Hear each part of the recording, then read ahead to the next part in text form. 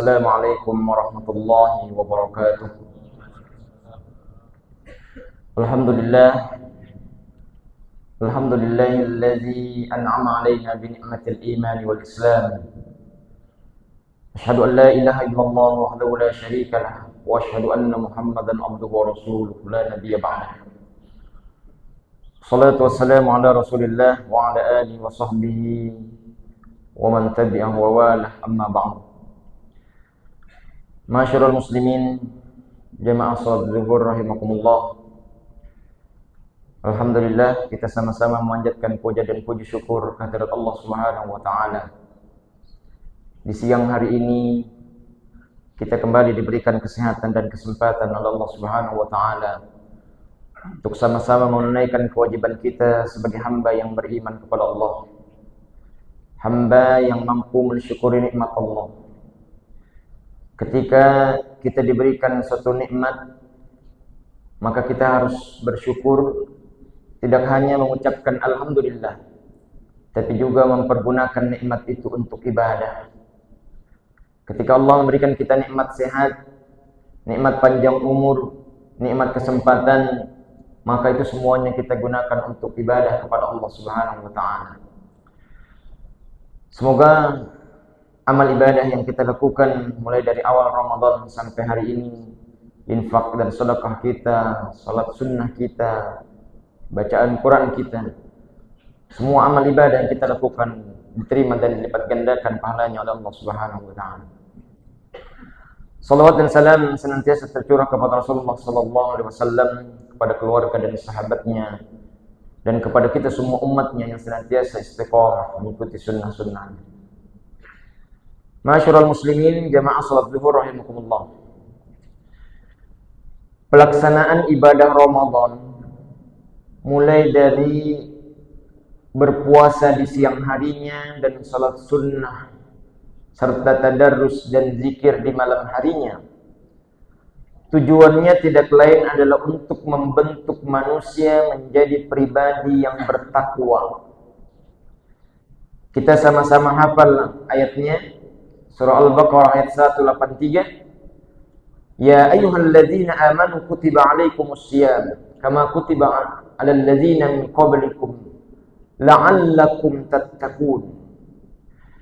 Di situ ada kalimat la'allakum yang artinya semoga, mudah-mudahan atau pengharapan dengan adanya ibadah puasa ini diharapkan kita menjadi pribadi yang bertakwa. Pribadi yang bertakwa yang senantiasa tunduk dan patuh kepada Allah. Ada berbagai macam versi ulama pengertian takwa. Ada yang mengatakan bahwa takwa itu adalah imtithalul awamir wa jtinabun nawahi. Mengerjakan apa yang diperintahkan oleh Allah dan menjauhi apa yang dilarang oleh Allah Subhanahu wa taala. Kemudian versinya Umar bin Khattab, ketika beliau ditanya, "Wahai Umar, apa itu takwa?" Umar kemudian balik bertanya, "Pernahkah engkau melewati suatu jalan yang penuh dengan duri?" Kata penanya ini, "Pernah wahai Umar." "Apa yang kau lakukan ketika engkau berjalan di suatu jalan yang banyak durinya?" Kata fulan ini, katanya, "Saya akan berhati-hati melangkahkan kaki supaya tidak terkena dengan duri yang ada di jalan itu." Kemudian Umar mengatakan bahwa itulah takwa. Takwa itu adalah kehati-hatian. Makanya orang yang bertakwa adalah orang yang punya sifat kehati-hatian, jangan sampai perilakunya mengandung dosa dalam pandangan Allah. Orang yang bertakwa hati-hati dalam menggunakan matanya, pandangannya. Orang yang bertakwa hati-hati menggunakan lisannya, mulutnya. Orang yang bertakwa adalah orang yang berhati-hati pergunakan panca inderanya, karena semua nanti akan dimintai pertanggungjawaban di hadapan Allah Subhanahu wa taala. Bagaimana supaya kita bisa menjadi hamba yang bertakwa? Di awal surah Al-Baqarah Allah Subhanahu wa taala menjelaskan bagaimana seseorang supaya bisa menjadi pribadi yang bertakwa kepada Allah. Karena ada tutorialnya, ada caranya. Ditegaskan oleh Allah Subhanahu wa taala dalam surah Al-Baqarah, "Dzalikal kitabu la raiba fi." Al-Qur'an itu yang tidak ada keraguan di dalamnya. La raiba fi, tidak ada keraguan di dalamnya. Hudal lil muttaqin, sebagai petunjuk bagi orang-orang yang bertakwa. Maka kalau kita ingin menjadi pribadi yang bertakwa, kita harus mengikuti petunjuk yang ada di dalam Al-Qur'an. Karena ini adalah bimbingan, petunjuk ataupun hidayah untuk kita hamba yang beriman kepada Allah untuk mencapai predikat takwa. Apa ciri-ciri orang yang bertakwa yang disebutkan oleh Allah di dalam ayat ini? Dzalikal kitabu la raiba fihi hudan lil muttaqin alladzina yu'minuna bil ghaib wa yuqimuna as-shalah wa mimma razaqnahum yunfiqun. Orang yang beriman kepada yang gaib, orang yang mendirikan salat, orang yang menafkahkan sebagian rezekinya. Jadi ciri-ciri orang yang bertakwa ini adalah hablum minallahnya bagus, hablum minan nasnya jalan. Dia percaya dengan adanya yang gaib, yang tidak kelihatan oleh mata. Dia mendirikan salat. Kemudian supaya kepeduliannya kepada sesama manusia, dia menafkahkan sebagian rezekinya. Apalagi ciri-cirinya? Walladzina yu'minuna bima unzila ilaika wa ma unzila min qablik wa bil akhirati hum yuqinun.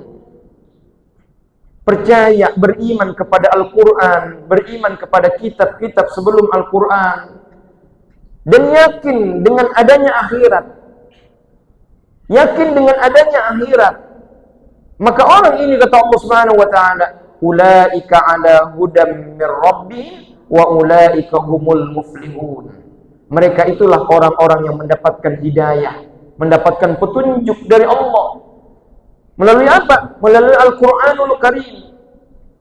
Sehingga tatkala kita mendapatkan petunjuk, maka kitalah termasuk golongan orang-orang yang beruntung. Dalam tafsir Al-Manar, seorang ulama yang bernama Dr. Muhammad Rashid Ridho menjelaskan bahwa di sini ada korelasi antara hidayah dan keberuntungan. Artinya, orang yang mau beruntung di dunia maupun di akhirat, dia harus punya hidayah, harus punya petunjuk. Sebagaimana kita kalau melakukan suatu perjalanan, ada kompas map-nya yang menunjukkan arah yang benar, yang tercepat. Demikian juga tatkala kita ingin menjadi hamba yang beruntung di dunia dan beruntung di akhirat, ada petunjuknya. Kata Dr. Muhammad Rashid Ridho, di situ ada 4 minimal hidayah yang dimiliki oleh manusia kalau ingin menjadi hamba yang beruntung. Yang pertama, kata beliau, ada yang disebut dengan hidayah al-wijdan. Hidayah al-wijdan itu hidayah insting, perasaan yang membimbing kita untuk melakukan sesuatu. Terkadang ketika kita melakukan suatu pelanggaran, umpamanya melakukan suatu pelanggaran, walaupun tidak ada yang lihat, tapi kalau kita melanggar aturan, apalagi berbuat dosa, timbul perasaan resah dalam hati kita, perasaan gelisah. Ini salah ini melanggar aturan ini. Padahal tidak ada yang tahu, tidak ada yang melihat. Tapi insting mengatakan bahwa ini perbuatan dosa, ini perbuatan salah yang kita lakukan. Maka itu pula yang terjadi dalam ciptaan Allah yang lainnya, seperti binatang, hewan buas. Dia akan memangsa apapun yang ada di depannya, tapi dia tidak mau memangsa anaknya sendiri. Karena itu adalah instingnya bahwa ini anaknya yang harus dia pelihara, yang harus dia jaga dari predator-predator yang lainnya. Hidayah insting ini kemudian menunjukkan kepada kita, memberikan petunjuk bahwa ini adalah sesuatu yang benar dan ini adalah sesuatu yang salah. Kemudian yang kedua, Ada yang disebut dengan hidayah al-hawasiyah. Hidayah al-hawasiyah itu hidayah panca indera. Ketika mata kita berfungsi dengan baik, ketika telinga kita bisa mendengar dengan jelas, ketika seluruh panca indera kita berfungsi dengan baik, maka itu hakikatnya adalah hidayah, petunjuk dari Allah Subhanahu wa taala. Bahkan Allah Subhanahu wa taala memberikan suatu keunggulan buat kita manusia, bisa membedakan mana yang bagus, mana yang jelek. Telinga kita bisa membedakan mana suara yang merdu dan mana suara yang sumbang. Kulit kita bisa merasakan mana benda yang halus, mana yang benda yang kasar. Itu adalah semua petunjuk dari Allah Subhanahu wa taala supaya kita mampu membedakan mana yang baik dan mana yang benar. Kemudian yang ketiga, hidayah yang kemudian membimbing kita menuju keberuntungan di dunia dan keberuntungan nanti di yaumil kiamat, ada yang disebut dengan hidayah akliyah, hidayah akal pikiran yang khusus diberikan kepada kita umat manusia. Kalau insting dan panca indera binatang juga punya, tapi kalau akal pikiran binatang tidak punya, hanya kita manusia. Maka kita dengan akal ini dan kemudian kita bisa membedakan mana yang baik, mana yang buruk, mana perbuatan yang pantas dilakukan oleh manusia, mana perbuatan yang dilakukan oleh binatang. Akal kita berfungsi. Maka Allah Subhanahu wa taala akan memintai pertanggungjawaban terhadap perilaku kita karena kita punya akal pikiran. Karena perilaku kita didasari dengan akal sehat. Rasulullah SAW mengisyaratkan rufi'al qalam, diangkat pena. Artinya tidak dicatat amal perbuatannya kepada 3 orang. Siapa itu? Yang pertama, orang yang tidur. Orang lagi tidur kemudian dia ngigau-ngigau, apapun yang dia ucapkan itu tidak dicatat sebagai pahala ataupun sebagai dosa karena akalnya tidak berfungsi karena lagi tertidur. Kemudian yang kedua, anak kecil. Anak kecil karena belum sempurna akalnya, belum balik, maka dia belum dicatat perbuatannya sebagai pahala maupun sebagai dosa. Lalu kemudian yang ketiga, orang gila. Orang gila apapun yang dia lakukan tidak dicatat sebagai perbuatan pahala atau perbuatan dosa karena berkurang akalnya, bahkan kehilangan akal sehatnya. Maka kita sebagai hamba yang sempurna akal sehatnya, kelak nanti akan dimintai pertanggungjawaban di hadapan Allah Subhanahu wa taala. Innas sam'a wal basara wal fuada kullu ulaika kana anhu mas'ula. Sesungguhnya pendengaran, penglihatan, hati, akal manusia semua nanti akan ditanya oleh Allah Subhanahu wa taala karena perbuatan kita berdasarkan dengan akal sehat yang kita miliki. Maka untuk mempergunakan akal sehat ini sesuai dengan koridor yang ditetapkan, sesuai dengan apa yang diatur oleh Allah Subhanahu wa taala, kita butuh hidayah yang keempat, hidayah diniyah, hidayah agama. Agama inilah yang membimbing kita dengan petunjuknya yang mulia, yang sesuai dengan fitrah manusia, yang sesuai dengan akal sehat. Jadi peraturan-peraturan yang ditetapkan oleh Allah Subhanahu wa taala itu tidak ada yang bertentangan dengan akal kita. Karena sesuai dengan perintah Allah dan sesuai dengan petunjuk Allah. Karena Allah juga yang menciptakan kita. Tapi kalau ada perintah Allah yang tidak sesuai dengan akal pikiran kita, maka kita harus menyampingkan akal, kita harus menyampingkan insting, kita harus menyampingkan panca indera. Ikuti hidayah Allah. Ikuti hidayah Allah Subhanahu wa taala. Suatu contoh, ketika Nabi Ibrahim alaihissalam diperintahkan untuk menyembelih putranya Nabi Ismail. Secara akal kan tidak mungkin diterima akal. Masa anak yang lagi lucu-lucunya diperintahkan untuk disembelih.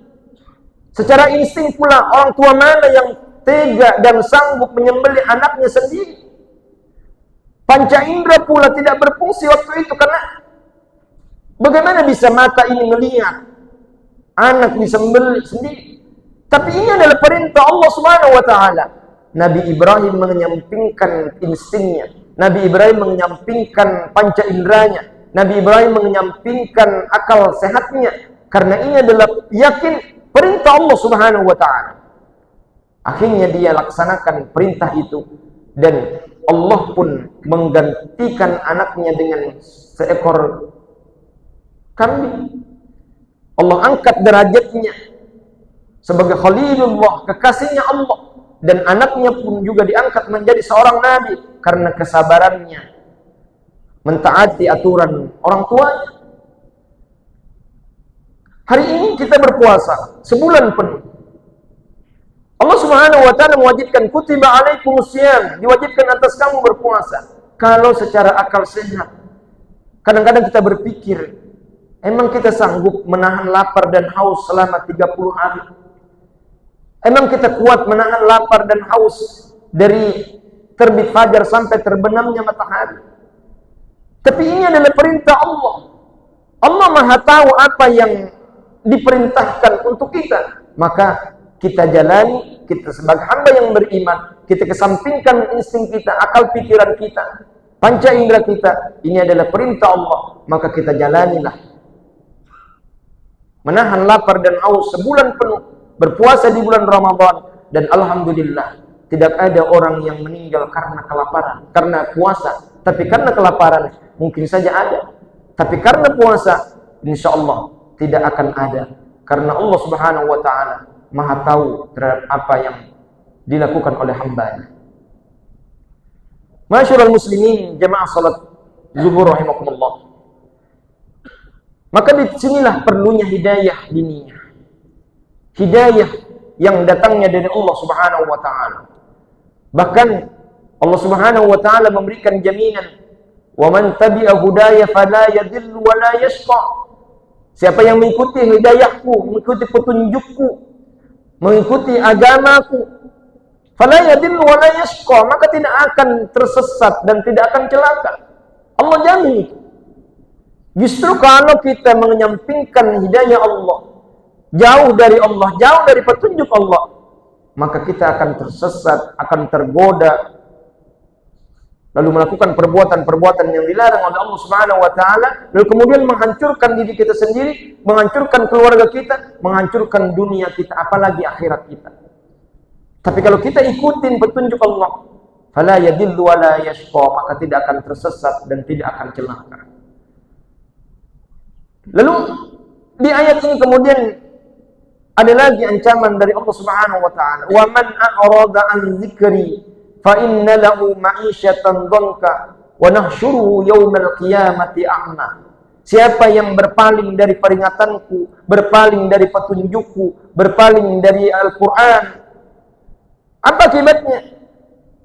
Maka nanti Allah akan timpakan penghidupan yang sempit. Penghidupan yang sempit itu artinya bukan berarti tidak punya uang, bukan berarti tidak punya apa-apa, tapi penghidupan yang sempit adalah segala sesuatu ketika dia hidup di dunia terasa sempit. Punya rumah luas, tapi tetap gelisah. Punya uang banyak, tapi resah. Kesempitan hidupnya diberikan oleh Allah Subhanahu wa taala karena dia jauh dari agama, jauh dari petunjuk Al-Qur'anul Karim. Yang lebih parah lagi nanti di yaumil qiyamah, wa nahsyuruhu yaumil qiyamati a'ma, kami kumpulkan di padang mahsyar, kata Allah, dalam keadaan buta. Orang ini protes, ya Allah, lima hasyartani a'ma wa qad kuntu basira. Kenapa ya Allah saya dikumpulkan di padang mahsyar ini dalam keadaan buta? Padahal dulu waktu di dunia melihat, dulu waktu dunia bukan hanya sekedar melihat sepanjang pandangan mata, tapi bisa melihat sampai keluar angkasa.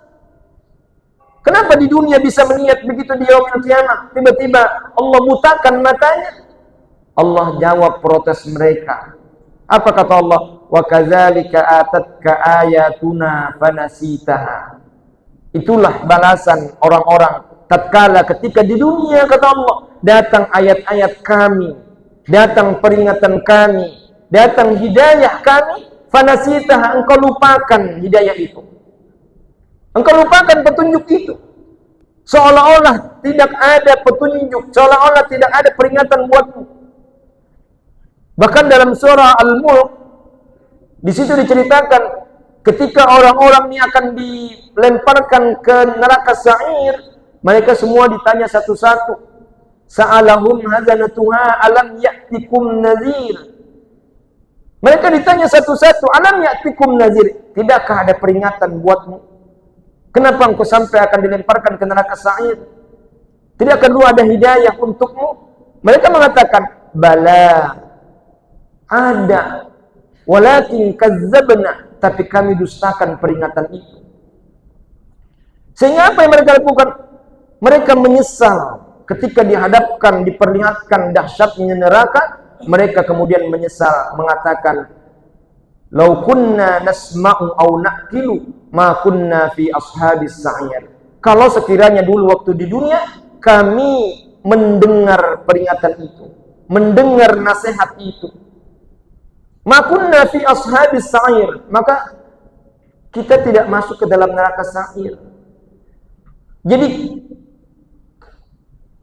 penyesalan yang mereka rasakan di akhirat adalah suatu penyesalan yang tidak ada gunanya, karena mereka sudah berada di ambang neraka sa'ir, akan ditemparkan ke dalam dahsyatnya neraka sa'ir, tapi masih sempat ditanya, kenapa kamu tidak melakukan ini dan itu?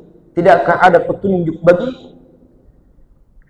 Masyurul muslimin, jamaah salat zuhur rahimakumullah, inilah pentingnya hidayah, inilah pentingnya petunjuk. Maka di akhir-akhir Ramadan ini, mari kita maksimalkan ibadah kita, memohon kepada Allah supaya kita diberikan petunjuk. Apalagi di bulan Ramadan adalah bulan Syahrul Quran, Syahrul Ramadan alladzi unzila fihi al-Quran. Bulan Ramadan adalah bulan di mana diturunkannya Al-Qur'anul Karim. Satu isyarat bahwa di bulan Ramadan ini kita harus banyak-banyak berinteraksi dengan Al-Quran. Kita harus banyak-banyak membaca Al-Quran supaya kita dapat petunjuk, supaya kita dapat hidayah. Bagaimana mungkin kita dapat petunjuk kalau kita tidak membaca? Bagaimana kita dapat mengerti artinya kalau kita tidak membaca? Makanya Al-Quran itu artinya adalah bacaan, yang mengartikan bahwa Al-Quran itu bukan pajangan tapi bacaan, supaya kita baca, supaya kita mengerti artinya. Bahkan Rasulullah SAW memberikan motivasi kepada kita, siapa yang lancar membaca Al-Quran, maka nanti di yaumil qiyamah beserta para malaikat yang mulia. Dan siapa yang membaca Al-Quran masih terbata-bata, falahu ajrani, maka dia dapat dua pahala. Pahala yang pertama karena dia membaca Al-Quran walaupun masih terbata-bata. Kemudian yang kedua, dia berusaha untuk memperbaiki bacanya. Karena yang mahir sekalipun itu kan berasal dari bacaan yang terbata-bata, diulang-ulang, dilancarkan, diperbaiki bacanya, akhirnya menjadi lancar sehingga dia kemudian semangat untuk membaca Al-Qur'anul Karim. Dengan hidayah Quran ini, semoga kita semuanya menjadi hamba-hamba yang diberikan hidayah, diberikan petunjuk, supaya kita menjadi pribadi yang tunduk dan patuh kepada Allah berdasarkan Al-Qur'anul Karim, sehingga semua tingkah laku kita, semua apapun yang kita kerjakan, senantiasa berlandaskan apa yang diberikan oleh Allah Subhanahu wa taala, Al-Qur'an dan sunnah Rasulullah sallallahu alaihi wasallam. Masyarul muslimin, jamaah salat zuhur rahimakumullah, mari kita sama-sama memohon kepada Allah Subhanahu wa taala, berdoa dan senantiasa mengharap ridhonya, supaya kita tetap menjadi hamba yang istiqamah dalam beribadah kepada Allah Subhanahu wa taala.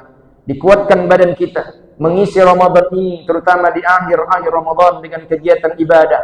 Siang harinya kita berpuasa, malam harinya kita isi dengan tadarrus, tarawih, witir, qiyamul lail dan lain sebagainya, sehingga insyaallah kita keluar dari Ramadan menjadi pribadi-pribadi yang semakin baik dan diberikan suatu predikat dari Allah Subhanahu wa taala, hamba yang bertakwa kepada Allah Subhanahu wa taala.